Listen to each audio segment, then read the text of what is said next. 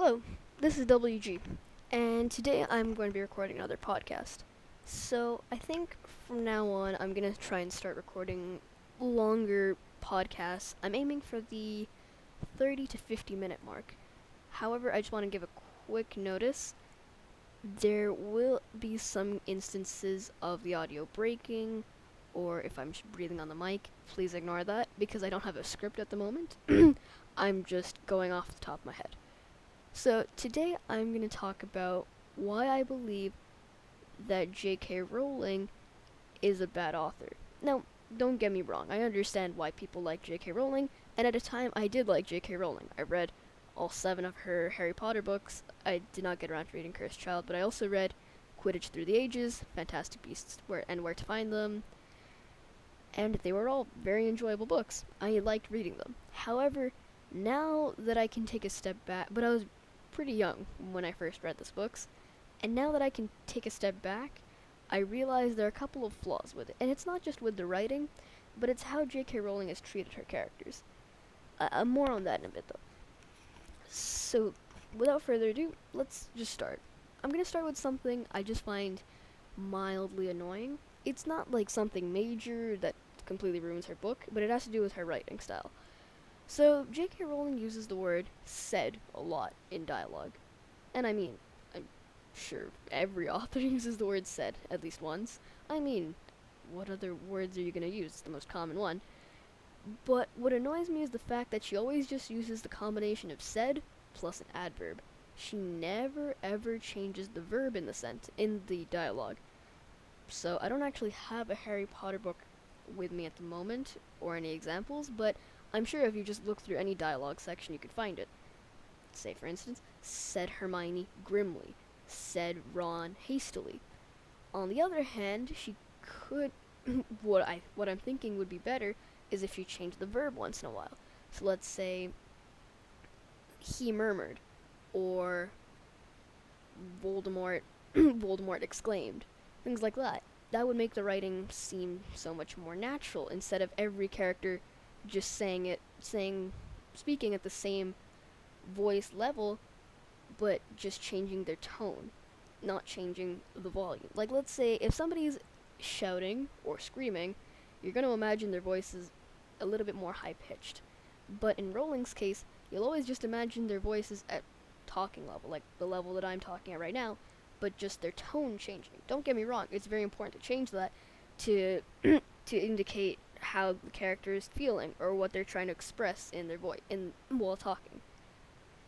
But it's always important to change the volume as well, because if we just imagine that everybody is talking, then there are a lot of scenes that don't make sense. Like, I can't remember if this actually happened, but there's a scene in the first book where, spoiler warning by the way, Harry, Ron, and Hermione sneak downstairs wearing the invisibility cloak. And then I'm not really sure if she does say this, but I don't think she indicates whether or not they were whispering or not. If they weren't whispering, it makes the characters seem like they're a little bit cocky, and they're not really aware of their surroundings. However, if you indicate that they're whispering, or if they're trying to be as silent as possible, then, or just based on their behavior even, the readers have a clearer picture of that situation. They're sneaking around, tiptoeing across the carpets, trying not to alert any of the teachers on guard, or Mrs. Norris prowling around. It just enhances the writing, in my opinion. But of course, that's just a little nitpick that I have with the books. It's nothing like too major. I just wish that Rowling would change the verb and not just the adverb. Because the adverb just changing and the verb just staying the same kind of acts like a little bit of a speed bump for me in the flow of her writing. You get into it, but then you encounter this one section, and then it's just like slows you down. You like pause for a second because it's all the same. Just said. I'm sure you know what I mean if you've read Harry Potter before. But let me know in the comments below if you disagree with me and why that is. So, secondly, I'm going to get into something a little bit controversial here, but I'm going to talk about Rowling on Twitter. Yeah, so basically, she gets a lot of questions about her characters. I'm not surprised. But, and let me just say right now, I have nothing against any of the races, cultures, religions, or people mentioned in this following section. So, Rowling is questioned about whether or not there are any Jewish people at Hogwarts. And just as a reminder, I have nothing against Jewish people. And Rowling says, yes, Anthony Goldstein. However, there is literally no indication in the text that Anthony Goldstein is Jewish. That's the only issue I have. Rowling could have elaborated so much on that, instead of just relying on details outside of text said by the author. If the reader did not ask Rowling that fact, there would be no indication about any of these characters' nationality, background, anything like that. Like, we didn't know that Anthony Goldstein was Jewish. I mean, he's not even that major character. He plays a very minor role. And as such, I believe that Rowling should have elaborated on that in text. And there are a bunch of other examples that I'm not going to get into here, but if you just look through her Twitter feed, it's all right there. Alright, well, that is two of the issues I have with J.K. Rowling. However, there are a couple more things I want to talk about here. So, please just bear with me for a moment. I have all my notes. So, actually, let me tell you about when I got so interested in this. It was actually back in the 5th grade. I made a slideshow presentation for my class, and I talked about why, at the time, my favorite author, Rick Riordan, was better than J.K. Rowling. Hold on, I'm just pulling out my notes from that presentation. I saved it because of how much work I put into it. Like, literally hours. Unfortunately, I didn't actually get to finish presenting it, which was sad, but hold on, let's see. What were my notes like back in the 5th grade about this? And whether or not they were actually accurate. So, let's start. Sorry, there's going to be a little bit of a gap in the audio here. My Google Slides just taking a while to deal with. Okay, so first of all, actually, this is a good point I made back then. On the topic of characters being represented in Hogwarts, what issues did you learn from reading the Harry Potter series? Like, I remember at this time we were learning about themes and stories, and I had a hard time with Harry Potter because what morals really come out of that book? Let's see. Cheat to get your best friend on a sports team. That was book 5. Don't speak out against a teacher using your blood for ink. Also book 5. Harry teaches the readers that they shouldn't speak out against terrible teachers just because they don't want to let the teachers have the satisfaction of getting to the student or whatever. I'm not 100% sure about that section. If anybody has read that recently, please comment below, and because I don't exactly remember that fully, but these are just a few instances of Rowling giving children terrible morals to follow. Please, if you do ever encounter a situation where a teacher is physically abusing you, please do report that to the school board, or like your VP, your principal, your parents, or any other elder guardians, adults. Please do. But these are just a few morals and examples taken from the main 3 protagonists, and not even from other characters the readers may idolize. Continuing here. I already talked about that. One sec. Okay, I'm not going to talk about writing experience, because Rowling doesn't exactly... Well, you can't judge an author based on how many books they've written. But actually, fun fact, not many people know this, but Rowling actually had a little bit of a time writing crime novels.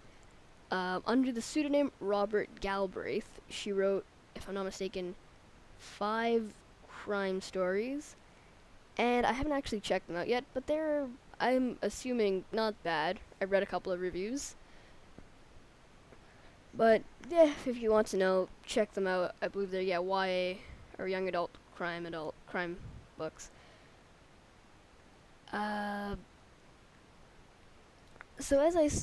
Actually, here I have a couple of examples from the Order of the Phoenix. So, taken from, let's see, to quote the Guardian, here from page 324 of the Order of the Phoenix, to give you a typical example, are 6 consecutive descriptions of the way people speak. So, let's start. Said Snape maliciously. Said Harry furiously. He said glumly. Said Hermione severely. Said Ron indignantly. And said Hermione loftily. This is not good writing, and I'm not the only person who thinks that. Like, Rowling has to step it up a little bit. Like, when it comes to how she wrote dialogue. She wrote a lot of dialogue, and, like, trust me. And just as a fun fact, there was 1,084,170 words in the full series, and I'm sure this is not relying on real facts, but I'm sure that a lot of that is dialogue. Now, that's just a little bit of an issue I have with Rowling. So, I'm sorry I have to cut this podcast short because I really don't have much else to talk about. But these are 3 things that I find more than somewhat irritable about Rowling's writing. First of all, the fact that she does not do dialogue very well. She always uses a verb followed by an adverb. Never, ever does she change the verb from the word said. I mean, I'm sure she does, like, once or twice. I'm exaggerating a little bit here, but you get my point. Secondly, Rowling makes a lot of claims not based on evidence in the text about her characters. For instance, I don't have anything against Jewish people, and I would have loved the fact that if there was a Jewish character in Harry Potter in the original story before Twitter was popular, before that reader asked Rowling, there was no way that Jewish people would have a stand-in in the book. In fact, there was no way to know what the nationality, identity, or of any of these characters really are. Like, I don't know, maybe... Actually, I'm not going to give any examples, but we really don't know. I honestly, when I read this book the first time, I just assumed these were all people from these were all just people from England living in similar situations, living in Diagon Alley, and like a couple of them being Muggles, of course, living in the real world, but not the real world, but living in England or area surrounding it. So I never actually stopped to think about whether or not they have different nationalities, different identities, beyond being wizards.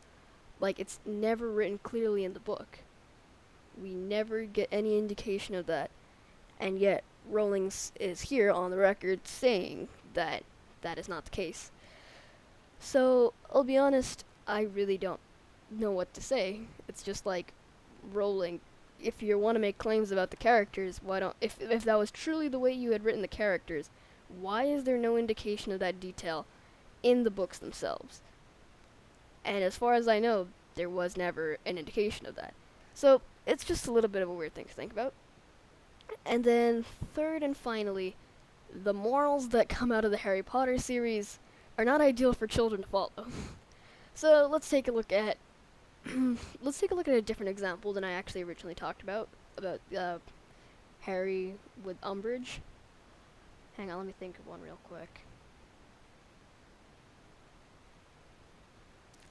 Sorry, if there's a little bit of a lag in the audio, I'm just trying to think of an example. Oh, yes. Okay, so Harry, Ron, and Hermione all go out sneaking outside after midnight. Sorry, not after midnight. Out of bounds after curfew, just to satisfy their own curiosity. I get it. Being curious is always something great that should be nurtured, in my opinion. However, if your curiosity can lead you to getting into trouble, or getting injured, or hurt like that, then I would not recommend pursuing it. And what if a child is curious about, let's say, what is on the other side of the fence of their backyard? And it turns out to be their neighbor's backyard, and the child has climbed over the fence. That child is likely going to get well, assuming they're of age, they could be charged with trespassing, or perhaps breaking and entering if they broke down the fence. You see, there's a lot of things. This does not just satisfying your curiosity and doing it and based on the morals that Rowling spreads is never a good idea. Do not, I do not encourage this whatsoever. Do not try to satisfy your curiosity if it can lead you to getting hurt. If it just involves, like, I don't know, reading a book, or like reading a ton of books, or I don't know, watching a documentary on a topic. Like, let's say you're curious as to why manta rays have tails or stingers. If you want, just read a book or watch a documentary on it, or ask an expert, like a marine biologist or something. Do not try to, like, I don't know, go into a tank full of manta rays at an aquarium. Like, I do know there are aquariums that have manta ray petting available. Like, just don't do that. Alright, well, thank you for listening to that. That was a lot shorter than I expected. About 16 minutes instead of the 30 I was anticipating. But anyways, thank you for watching that. If you enjoyed, please subscribe and like this video for more content similar to this. Also, please comment down below any other ideas or books you want me to talk about or review, because right now I'm focusing less on book reviews and more on authors and things, and like just talking about books. I know I'm thinking I might expand it to try to talking about writing or studying, because I do know that quite a few of my fans are students, and I've been getting a couple comments about that. So it's up to you guys. Like, do you guys want me to talk about, I don't know, studying or how to stay productive during quarantine, things like that? Just let me know in the comments down below, and I will be sure to get back to you as soon as I can. Thank you very much for watching this video. This has been WG, and you just watched Books vs. Books, talking about J.K. Rowling. Thank you.